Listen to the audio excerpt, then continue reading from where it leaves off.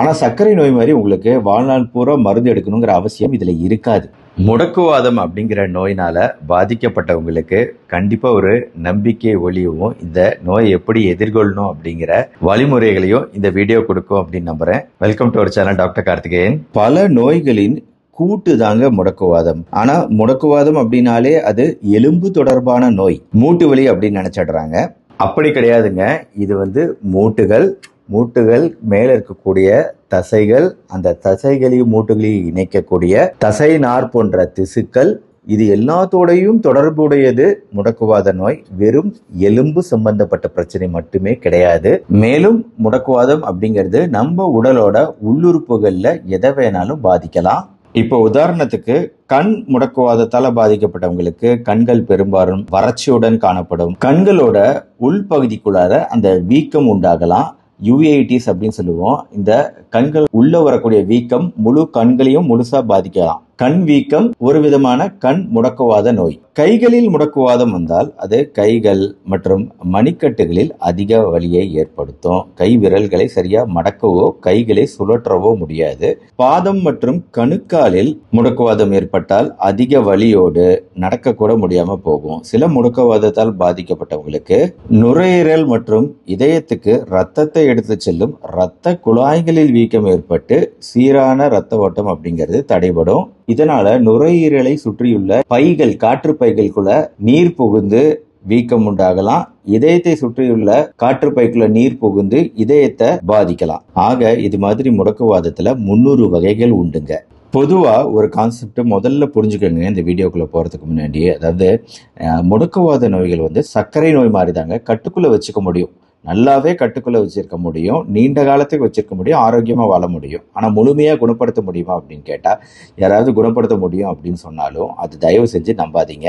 ஏன்னா இது உடல் தன்னையே தாக்கக்கூடிய ஒரு நோய்ங்கிறதுனால இதை கரெக்டான உணவு பழக்க வழக்கங்கள், கரெக்டான மருந்து மாத்திரைகள், லைஃப் ஸ்டைல் மாடிஃபிகேஷன் மூலமா நம்ம கட்டுக்குள்ள வச்சுக்க முடியும். ஆனா சர்க்கரை நோய் மாதிரி உங்களுக்கு வாழ்நாள் பூரா மருந்து எடுக்கணுங்கிற அவசியம் இதுல இருக்காது.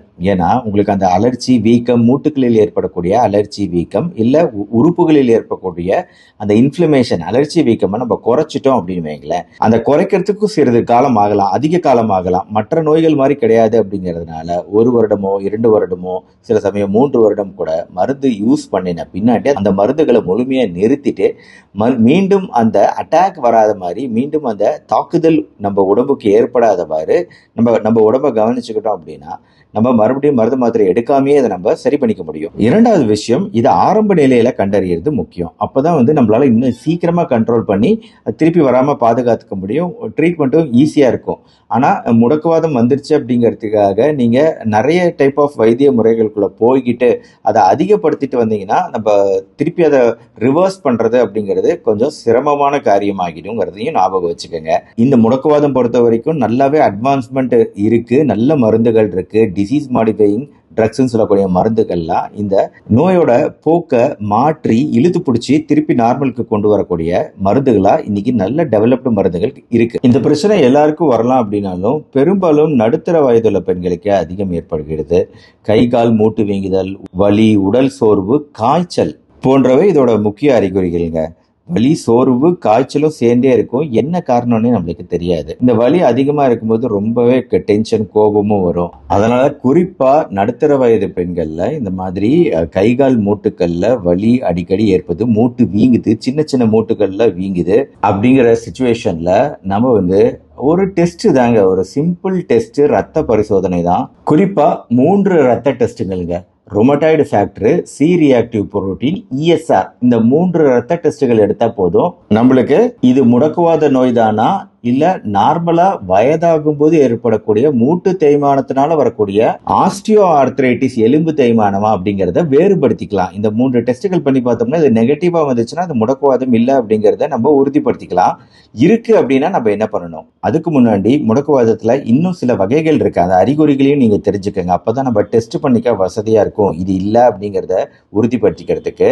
2வது வகை முடக்குவாதத்துல லூப்பஸ், இதை தமிழ்ல செம்முருடு அப்படின்னு சொல்லலாம்.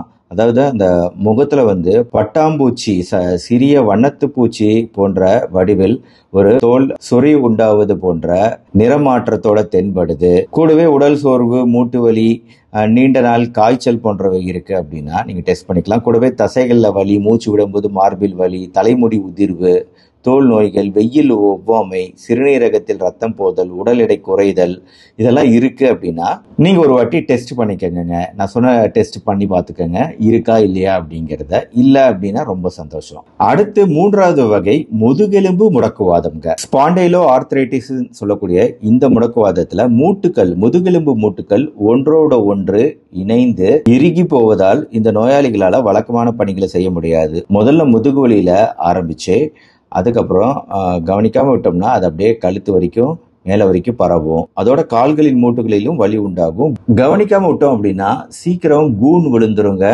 இதுதான் ஒரு பிரச்சனை. இதுல சீக்கிரமா கவனிச்சிடணும். முதுகெலும்பு வலி அப்படிங்கிறது ஸ்பாண்டிலோ ஆர்த்ரைட்டிஸா இருந்துச்சு அப்படின்னா, முதுகெலும்பு முடக்குவாதமா இருந்துச்சுன்னா உடனடியா ட்ரீட்மெண்ட்டை தொடங்க வேண்டியிருக்கும். அடுத்த வகை வந்து தோல் சார்ந்த முடக்குவாதம்ங்க. ஸ்க்ளீரோடர்மா அப்படின்னு சொல்லுவோம். சிலருக்கு நுரையீரல், குடல், இதயம் போன்ற உள்ளுறுப்புகளையும் இது பாதிக்கும். கரெக்டான ட்ரீட்மெண்ட் எடுத்தோம்னா சில வருடங்கள்ல இந்த தோல் இறுக்கத்தை நம்மளால சரி செஞ்சிட முடியுங்க.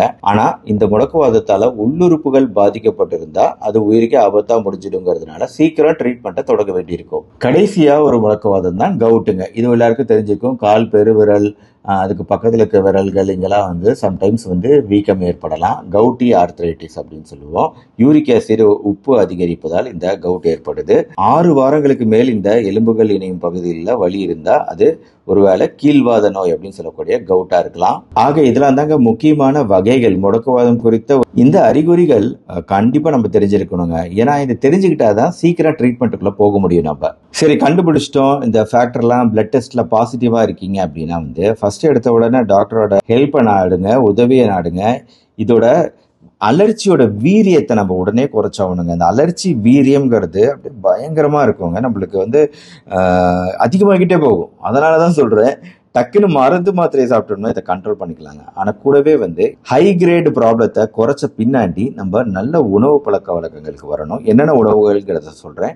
ஈவன் வாக்கிங் கூட காலை நேரத்துல சாதாரண வாக்கிங், நடைப்பயிற்சி அப்படிங்கிறது கூட நம்மளுக்கு நல்லது தான். ஏன் அப்படின்னா ஒன்ஸ் அந்த வலி வீக்கத்தை நம்ம குறைச்ச பின்னாடி நம்ம பண்ண வேண்டியது எலும்புகளை உறுதிப்படுத்துதல். அந்த எலும்புகளும் தசைகளும் நம்மளோட உடல் திசுக்கள்லாம் உறுதியானாதான் திருப்பி வராம நம்மளால தடுக்க முடியும். அதை உறுதிப்படுத்தக்கூடிய வேலை 2 விஷயங்களுக்கு தான் இருக்கு. ஒன்று வந்து சரியான உடற்பயிற்சிகள், சரியான உணவு முறை. உடற்பயிற்சி பொறுத்த வரைக்கும் வயசு அதிகமாகுது அப்படிங்கிறதுனால நீங்க வந்து நார்மல் வாக்கிங்கே பண்ணலாம். இதுல எந்த தப்புமே கிடையாது. வாக்கிங் அப்படிங்கிறத ஒரு 30 to 45 மினிட்ஸ், அரை மணி நேரத்துல இருந்து 3/4 மணி நேரம் வரைக்கும் நார்மலான ஒரு வாக்கிங் பண்ணுங்க. இது ஏகப்பட்ட நன்மைகள் உங்களுக்கு செய்யும். 2வது விஷயம், உணவுகள் பொறுத்த வரைக்கும் சத்தான உணவுகள், வலி வீக்கத்தை குறைக்கக்கூடிய உணவுகள். வலி வீக்கத்தை குறைக்கக்கூடிய உணவுகள்ல ஒமேகா 3 கொழுப்புகளுக்கு முக்கியமான பங்கு இருக்கிறதுனால மீன், மத்தி மீன், நெத்திலி மீன் போன்ற விஷயங்கள்ல அதிகமான ஒமேகா 3 கொழுப்புகள் இருக்கு. பிஸ்தா பருப்பு, பாதாம் பருப்பு, வால்நட்டு பருப்பு, ஹெசல்நட்டு எல்லாத்துலயுமே வந்து ஒமேகா 3 கொழுப்புகள் அதிகம். ஆலிவ் ஆயில் யூஸ் பண்ணுங்க.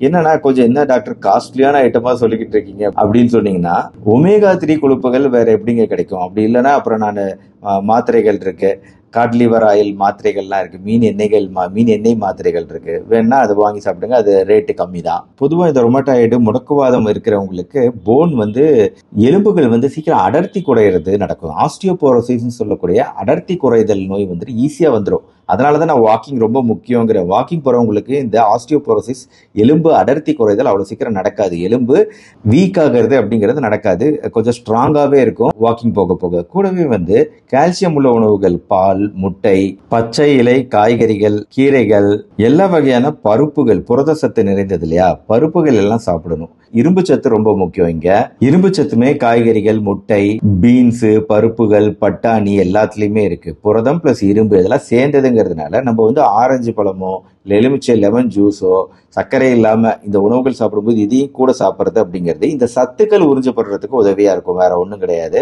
எதுக்காக நான் வந்து இந்த உணவுகள் சாப்பிடும்போது சாப்பிட்டு முடிச்ச உடனே ஒரு டம்ளர் ஆரஞ்சு ஜூஸோ ஒரு டம்ளர் எலுமிச்சை ஜூஸோ குடிக்க சொல்றேன்னா, இந்த சத்துக்கள் நம்ம உடம்புக்கு கிடைக்கணும். இன்ஃப்ளமேஷன் வீக்கம் குறையணும். அதுக்காக தர்பூசணி, முலாம்பழம், பப்பாளி, மாம்பழம், கொய்யா, நெல்லிக்காய், கேரட்டு இதெல்லாம் உங்களுக்கு இன்ஃப்ளமேஷனை குறைக்கும். ஏன் இதெல்லாம் இன்ஃப்ளமேஷனை குறைக்கும்? இது ஆன்டி ஆக்சிடென்ட் நிறைந்தது. இந்த சத்துக்கள்லாம் உங்களோட வீக்க அணுக்களை குறைக்கும். வைட்டமின்கள், தாதுக்கள் இதெல்லாம் ரொம்ப அதிகம். அதனால பழங்களை எக்காரணத்தை கொண்டு முடக்குவாதம் உள்ள நண்பர்கள் மறக்கவே கூடாதுங்க. யார் மறந்தாலும் இவங்க மறக்க கூடாது. ஏன்னா இந்த பழங்களுக்கு அலர்ஜியை குறைக்கக்கூடிய முக்கிய பண்பு உண்டு. மறுபடியும் ஒரு அட்டாக், திருப்பி ஒரு அட்டாக், திருப்பி கைகால் மூட்டு வீக்கம் இதெல்லாம் வராம தடுக்கணும்னா பழங்கள் ரொம்ப அவசியம்ங்க. அடுத்து முழு தானியங்கள் அவசியம்ங்க. அதாவது வெறும் இட்லி, தோசை, சாதம் அப்படிங்கிறத விட எல்லாமே இட்லி, தோசை, சாதம், சப்பாத்தி, கோதுமை சார்ந்த உணவுகள் எல்லாமே இதுல சேர்த்துக்கங்க. ரெகுலரா சிறுதானியங்கள் எல்லாமே சேர்த்துக்கங்க. குறிப்பா இந்த தானியங்கள், முழு தானியங்கள் என்ன இருக்குன்னா செலினியம் சத்து. இந்த செலினியம் இந்த நான் சொன்ன இல்லையா சிஆர்பி டெஸ்ட் எல்லாம் பண்ணி பாருங்க அப்படின்னு. அந்த சிஆர்பி அளவுகள் எல்லாம் இன்ஃப்ளமேஷன் எல்லாம் குறைக்கக்கூடியவை முழு தானியங்கள்ல இருக்கக்கூடிய தாதுக்கள். அடுத்து ஒரு முக்கியமான ஆராய்ச்சியில உடல் எடையை குறைக்கிறவங்கல 54% இந்த சிஆர்பியை குறைக்க முடிஞ்சதா ரிப்போர்ட் பண்ணப்பட்டிருக்குங்க. அதாவது சிஆர்பி அளவுகள் இன்ஃப்ளமேஷனை அலர்ச்சியை குறைக்கிறதுக்கு உடல் எடை குறைப்பு உதவி செய்யும். ரைட்டுங்க.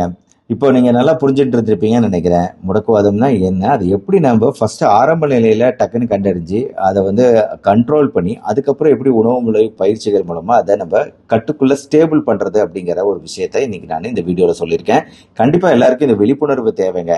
உங்களுக்கு இல்லைனாலும் உங்க ஃப்ரெண்ட்ஸ் அண்ட் ரிலேட்டிவ்ஸ் யாருக்காவது இருக்கு அப்படின்னு அவங்களுக்கு ஒரு டவுட் இருக்கலாம் இல்லையா, அதனால அவங்களுக்குலாம் இதை ஷேர் பண்ணுங்க. இந்த வீடியோ பிடிச்சிச்சுன்னா கண்டிப்பா கட்டாயம் ஒரு லைக் போடுங்க. நம்ம சேனல் டாக்டர் கார்த்திகேயன். இதுக்கு சப்ஸ்கிரைப் பண்ணிக்கோங்க. மறுபடியும் நாளைக்கு பார்ப்போம். நன்றி, வணக்கம்.